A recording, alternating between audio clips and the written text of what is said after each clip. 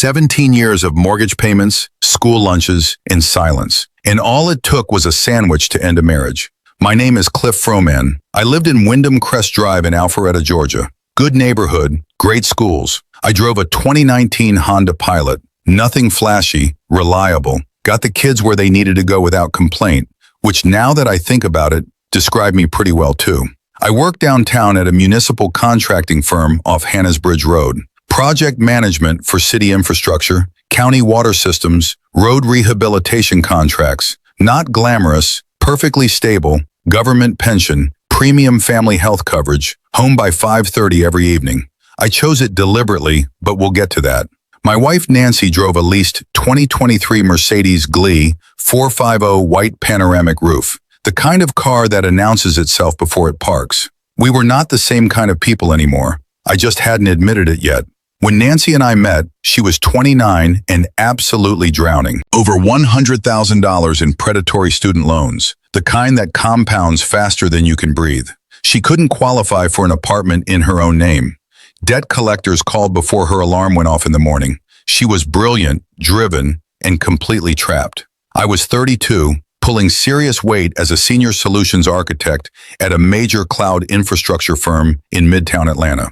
The hours were brutal. 70 a week, easy, but my stock options had been quietly compounding for years, and I knew exactly what they were worth. I made a decision, liquidated everything, one wire transfer. I handed her the zero balance confirmation at our wedding reception, folded inside a card. No speech, no audience, just the two of us for 30 seconds near the coat closet at the venue on Old Milton Parkway. She read the number, looked up at me, and cried like I have never seen another human being cry before or since. "You didn't have to do that," she whispered. "I know," I said. That was the last time Nancy Froman cried in a way that made me feel like a good man. About 8 months after the wedding, my division got cut in a tech restructuring. Not unusual. Atlanta's tech sector hiccups like that every few years. What made the timing complicated was that we were already under contract on the Wyndham Crest house. The bank restructured the deal, mortgage approval, deed, everything solely in my name, my credit score, my remaining liquid assets, my signature. Nancy sat across from me at our kitchen table with the pen in her hand and tears running down her face. "You're saving us again," she said. "We're saving us." I told her, "Sign the paper." She signed. We moved in 3 weeks later. A year after that, when she got her first real recruiting position, junior corporate recruiter at a tech firm in Sandy Springs, $52,000 a year, I made the second deliberate choice. Instead of chasing another high-octane corporate role, I took the municipal job. Stable hours, present father, home for dinner. She was debt-free, career mobile, and completely unburdened. I figured we had built something solid. I figured a lot of things back then. Welcome to Dad's Raw Revenge. Get comfortable. This story is going to take you somewhere. Hit that like button and drop a comment below letting me know where you're watching from.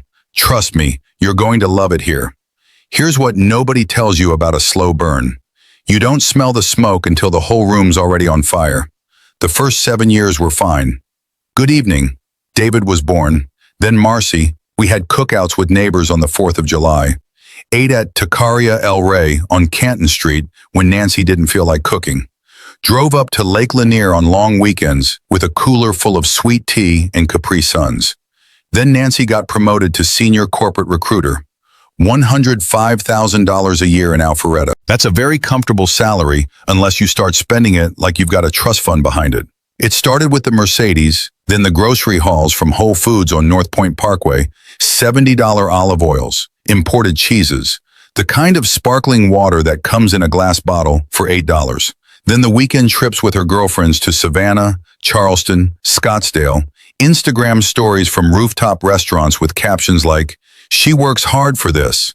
She absolutely did. I just also happened to be the reason she had no overhead. See, my entire municipal paycheck, every dollar, was already committed before I ever saw it. $3,200 a month on the mortgage, $6,200 in semi-annual property taxes, HOA fees, homeowners insurance, the premium family health plan that covered all 4 of us without a gap. Her $6,000 a month take-home, pure discretionary, every cent. She was living like a millionaire because I was quietly functioning as her entire financial infrastructure. She just stopped noticing. Or maybe she stopped caring. I'm still not sure which is worse. The separate bank accounts came about 3 years into her promotion. I just think financial independence is important, she told me one evening while loading the dishwasher. For a modern woman, it's not personal. Sure it's not. I agreed because that's what I did. I kept the peace, kept the house running, and told myself she was just going through a phase. What I didn't anticipate was what the separation would expose. Once our finances were split on paper, the math became impossible to ignore. I had nothing left at the end of the month. Not because I was irresponsible, because I was carrying everything, and she had everything left because she was carrying nothing.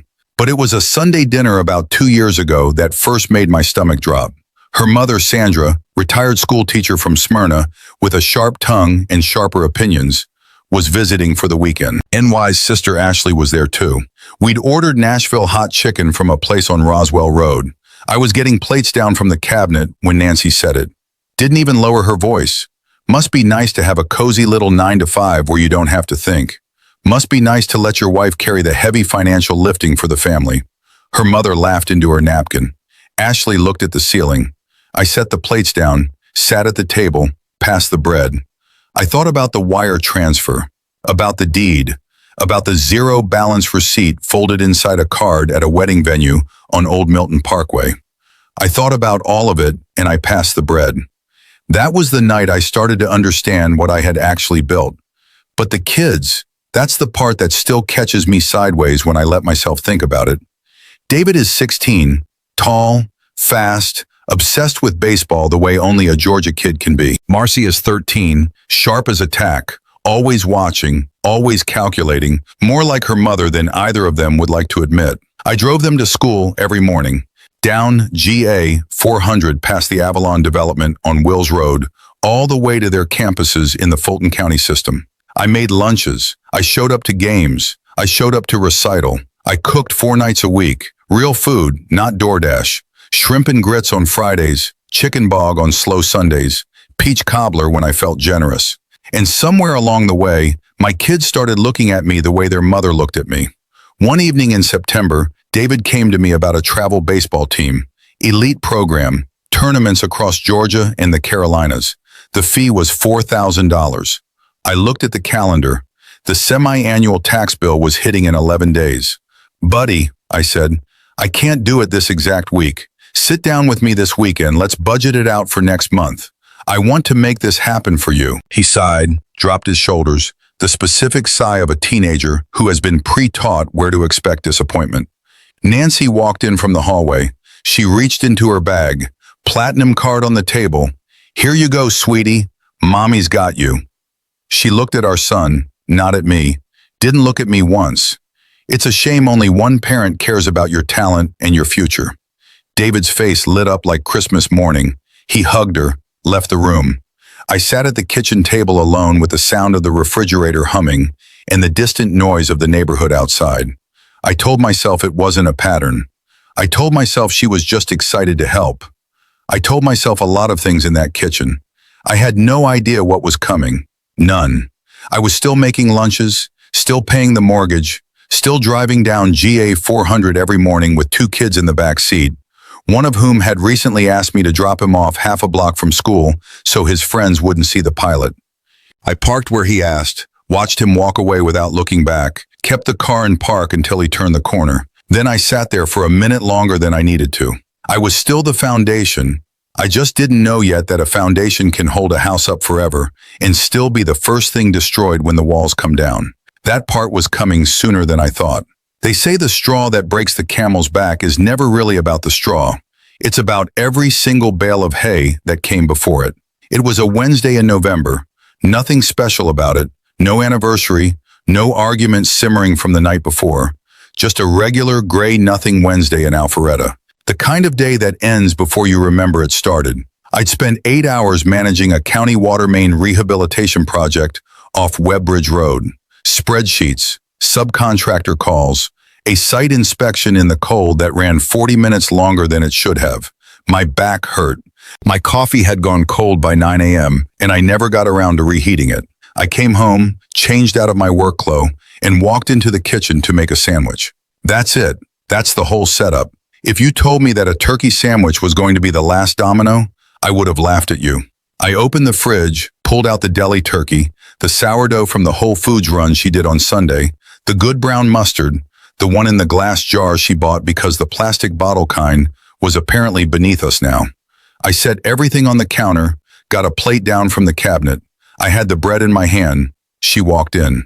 She didn't say anything at first, just stood in the doorway in her work blazer laptop bag, still on her shoulder, and watched me the way you watch someone doing something mildly irritating, like humming or chewing too loud. Then she crossed the kitchen. She took the plate out of my hand, set it on the counter behind her, closed the refrigerator with her hip, and looked at me. Buy your own food. Flat, quiet, no heat in it whatsoever, which was somehow so much worse than screaming. Stop living off me. I am tired of feeding an anchor. The kitchen was completely silent, except for the hum of the refrigerator she had just closed. I stood there in my kitchen, in my house, on my mortgage, on the foundation of my premarital assets in 17 years of my adult life, and I looked at my wife. I thought about the wire transfer, the wedding card, the kitchen table where she signed the deed, crying, calling me her safe place. I thought about the $4,000 baseball fee and the platinum card slapped on the table. The Nashville hot chicken Sunday dinner. Must be nice to let your wife carry the heavy financial lifting. I thought about David asking me to stop half a block from school. I thought about all of it in about 4 seconds flat. Then I said the only thing I trusted myself to say. Understood. I walked to the bedroom, closed the door, sat on the edge of the bed in the dark. I didn't cry. I didn't punch a wall. I just sat there while something very quiet and very permanent finished breaking inside my chest. I sat there for a long time. When I finally got up, I wasn't angry. I was done. And there was a very significant difference between those two things. Angry people make noise. Done people make moves. I went to my desk, opened my laptop, and I started making a list. The next morning, I was sitting in the office of a family law attorney on North Point Parkway before 9 a.m. Her name was Rebecca Owens, mid-50s, former Fulton County Family Court judge, the kind of woman who has heard every version of every story and still manages to look at you like yours actually matters. I walked in with a folder.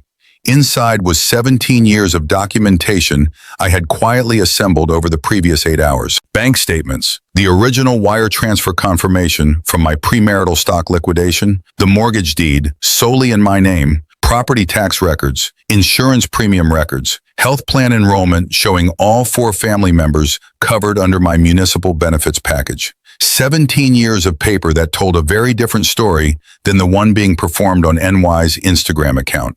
Rebecca Owens put on her reading glasses. She didn't speak for several minutes. Then she looked up. Mr. Froman, she said, do you understand what you're sitting on? I'm starting to, I said.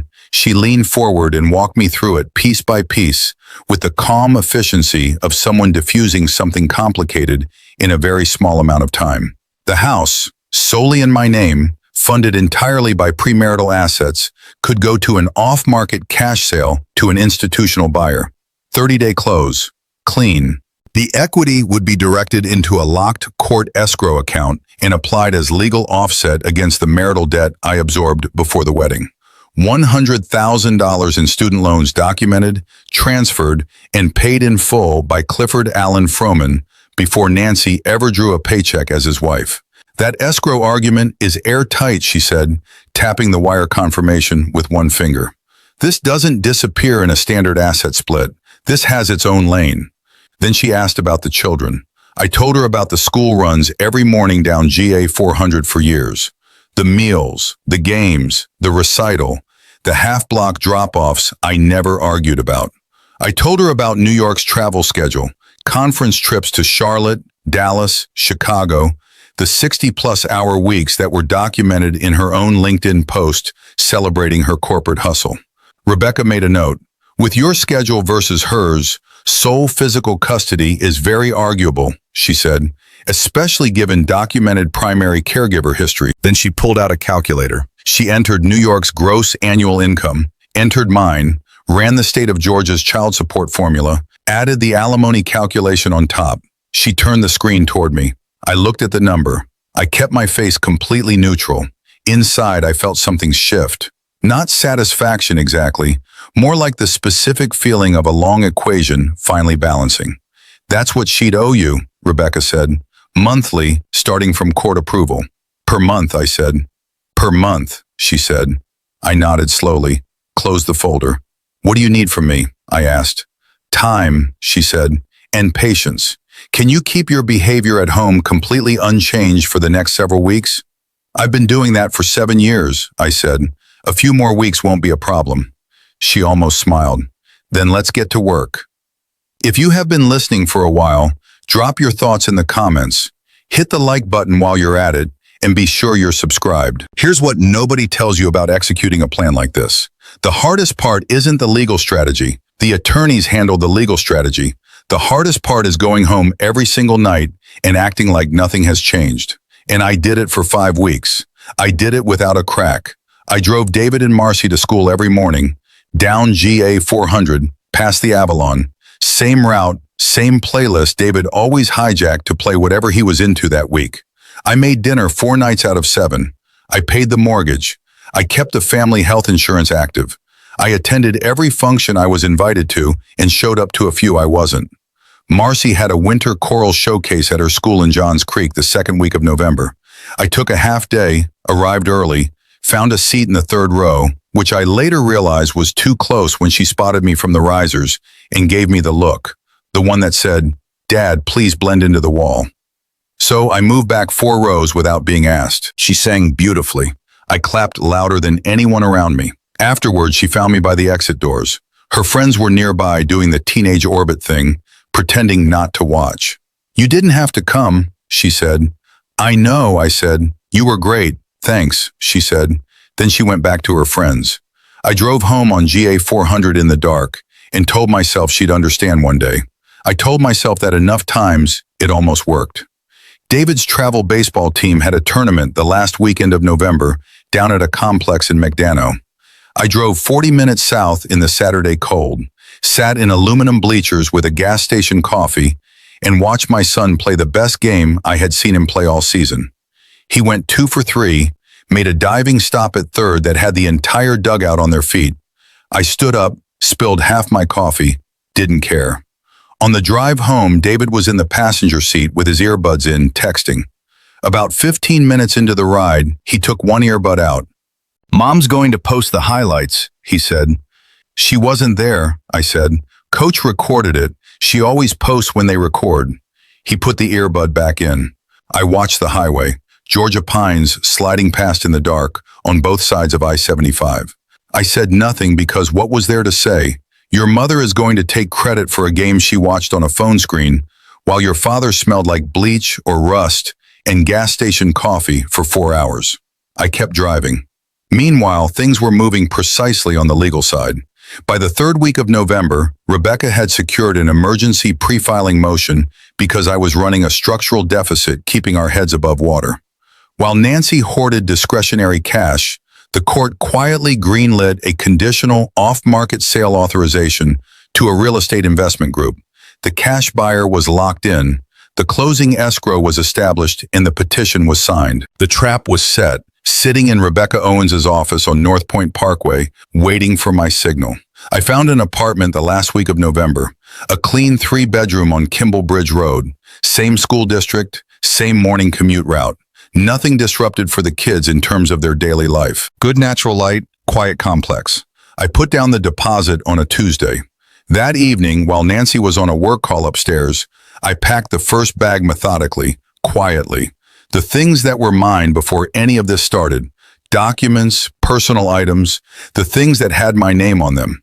I staged everything in the hall closet behind the winter coats.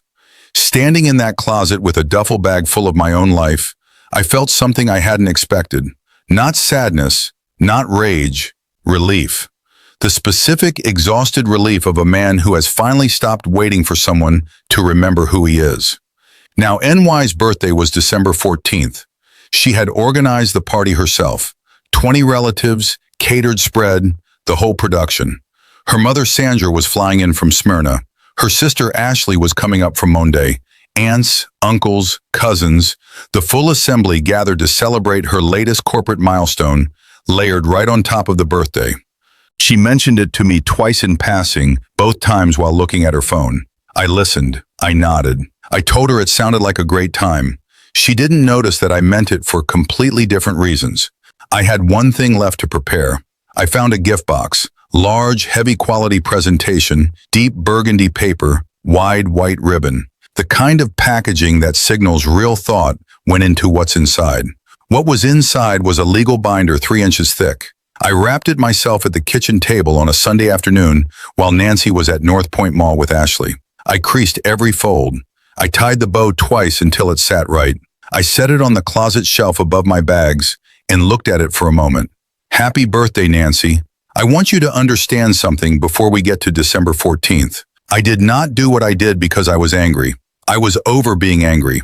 I did it because a woman stood in my kitchen, the kitchen in the house I built, and told me to stop living off her. So I decided to take her completely at her word. What happened next? You're not ready for it, but it's coming. Some people spend their whole lives waiting for justice. I scheduled mine for a Saturday afternoon in December. December 14th arrived the way all genuinely significant days do. Completely ordinary on the outside. Cold gray Georgia morning. The kind of December sky that can't decide between clouds and sunlight and ultimately commits to neither. I was up at 6 a.m., made coffee, stood at the kitchen window in my robe looking out at the backyard. The Japanese maple Nancy planted 3 summers ago. The deck I pressure washed every spring. The HOA-approved fence I installed myself over a long July weekend, while David handed me screws and asked questions about everything except what I was actually doing. I built a good life in this house. I just wasn't the one living it anymore. By 10 a.m., Nancy was already in full production mode. She'd hired a catering company out of Roswell, the kind that arrives in black polo shirts and sets up chafing dishes with quiet professional efficiency.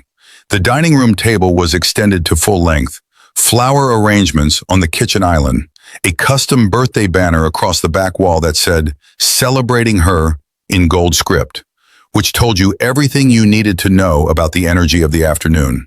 I helped move furniture when asked, carried folding chairs up from the basement, smiled at the catering crew.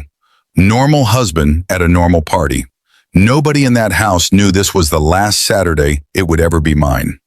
They started arriving around 1. Sandra came first. NY's mother swept through the front door in a camel coat like she was hosting the thing herself, kissed her daughter on both cheeks, and immediately began a tour of the house she'd taken 40 times before, except this time she was narrating it to NY's Aunt Beverly like a real estate agent describing her own listing. 4 bedrooms, 3.5 baths. Look at these ceilings. My daughter picked out every fixture in this kitchen herself. I was standing 8 feet away when she said that. I let it go. I was good at letting things go. Had 17 years of practice. NY's sister Ashley arrived with her husband Tom. Good guy Tom, the kind of man who finds the nearest other husband at a family party and sticks close for survival. He found me within 4 minutes. We stood near the kitchen doorway with our drinks and talked about the Falcons with the focused relief of 2 men who had found neutral ground. By 2 o'clock, 20 people filled the house. The noise level climbed. The catering spread was impressive. Shrimp and grit station, a full low-country boil setup, peach bourbon glazed chicken that smelled incredible. Somebody had ordered a cake from a bakery in Alpharetta that did custom fondant work. It had NY's corporate headshot printed on top of it. A cake with your own face on it. I don't know what you say about that. I don't think you say anything. Nancy moved through the room the way she always did when the audience was right. Luminous, laughing loudly, touching people's arms when she talked. She was wearing a deep green dress. Her mother followed 3 steps behind like a hype woman, interjecting superlatives into every conversation Nancy had. She just closed the biggest recruiting contract in the Southeast region. Did I tell you she's up for a regional VP title? That Mercedes in the driveway? She leased that herself. I watched from the periphery, quiet, patient, a man with absolutely nothing left to prove. David and Marcy were there orbiting their mother's gravitational pull the way they had been for years. David was on his phone near the dining room. Marcy was sitting with a cousin her age near the window. Neither of them had said more than 12 words to me all morning, which in the mathematics of my recent life was actually above average. The burgundy gift box was sitting on the hallway console table. I had placed it there at noon, centered bow facing out. Nobody had asked about it yet. Good things come to those who wait. They sang happy birthday at 3:15. The catering crew dimmed the kitchen lights. Somebody lit the candles. Sandra stood beside her daughter with her hand pressed to her chest like she was watching a coronation. 20 people crowded into the kitchen and dining room doorway, phones up, voices rising. I stood in the back. I sang too softly, "Happy birthday to you." Nancy closed her eyes while they sang, really leaned into it. The whole performance, the slight smile, the tilted chin, the hand over the heart. She had built her entire life around moments like this one, being witnessed, being celebrated, being the center of something. I thought, enjoy this part, Nancy. This is the last 30 seconds of the life you think you have. The song ended. Applause. Someone said, "Speech, speech." She laughed and waved it off with the practiced humility of someone who absolutely wanted to give a speech. I stepped forward. I was holding the gift box. The room noticed before she did. 20 people tracking the husband who had been invisible all afternoon, suddenly moving to the center of the kitchen with a beautifully wrapped box. Tom caught my eye from across the room. Something in my expression made him lower his drink slowly. "Good instincts, Tom." Nancy turned and saw the box. She looked at her sister. A smirk, small, involuntary, the kind that bypasses your brain and comes straight from years of conditioned expectation. "Let's see what he scraped together." She took the box, held it for the audience a moment, set it on the kitchen island. She pulled the ribbon. She tore the paper. She lifted the lid. The room was still making small party noises, glasses clinking, someone laughing near the back. For about 3 full seconds, Nancy just stared at what was inside, processing the brain doing that thing where it refuses the information the eyes are clearly sending. Then the color left her face, not gradually, all at once, like someone pulled a plug. She lifted the top document with 2 fingers like it might burn her. The divorce petition, the sole custody motion below them, a court-ordered emergency mandate granting me exclusive possession of our assets for liquidation alongside a signed intent to close from the cash buyers. It wasn't an eviction notice. It was a legally binding clock ticking down. And sitting right on top of that last section, circled in red ink by Rebecca Owens herself, the monthly support figure the state of Georgia had calculated based on the dramatic income disparity between Nancy Froman and her husband, $2,500 per month, payable by Nancy starting Friday. The kitchen was absolutely silent. Then Sandra looked over her daughter's shoulder and read enough to understand, and the kitchen was not silent anymore. "Are you kidding me? On her birthday? What is wrong with you?" Sandra's voice climbed above all of it, sharp and practiced. The voice of a woman who had been sharpening it specifically for men like me for her entire adult life. "You vindictive, pathetic little man. You would do this here today, in front of her family. You are a coward. You have always been a coward, and this just proves." I turned and looked directly at Sandra. Her mouth was open, ready for another round. I gave her a calm, steady look. "Sandra," I said, my voice cutting right through her panic, "you spent years bragging about how your daughter carried the heavy financial lifting. Well, now she gets to do it. Her first check to me is due Friday." The color left Sandra's face so fast, she had to reach out and grab the doorframe to steady herself. I turned away from her. She was completely out of ammunition. I looked at my children. David had come in from the dining room when the singing started. He was standing near the doorway, phone down, completely still, reading the atmosphere of the room the way athletes read a field. Fast, instinctive, processing. Marcy was beside him. Her cousin had disappeared. She was looking at me with an expression I had never seen on her 13-year-old face before. Not embarrassment, not pity, something closer to the very first moment of understanding. I looked at both of them and I spoke.